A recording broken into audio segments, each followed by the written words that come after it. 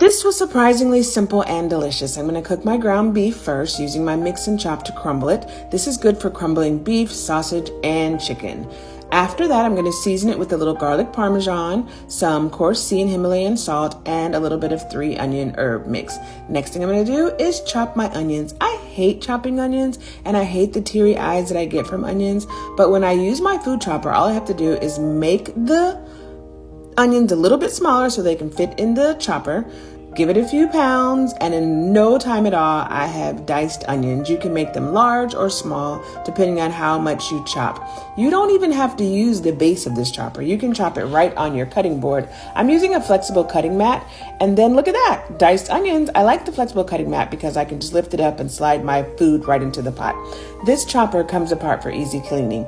And bonus, you can use it to chop anything. I mean, pickles, chocolate, nuts, chocolate chips, anything at all. The chopper is perfect for it.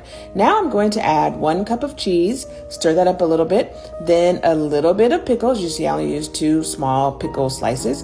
That goes in, and then 1 cup of onions. Mix it all together and then set it aside so that I can make my dipping sauce. The dipping sauce is really the kicker for this recipe. 2 tablespoons of ketchup, 1 cup of mayonnaise, stir that all together nicely and set that aside.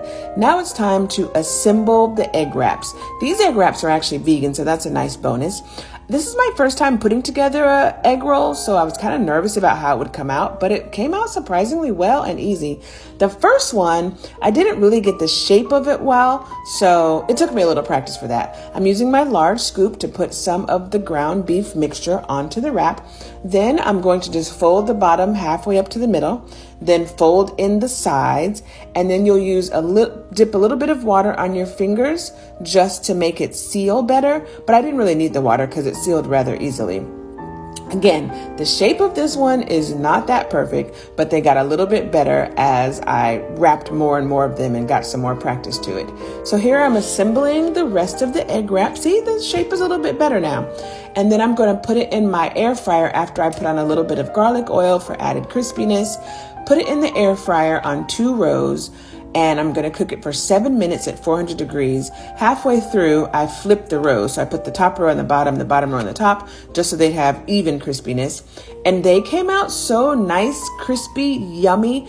These things were definitely a hit in my house. Let me know if you try it. Here's the recipe so that you can do it yourself.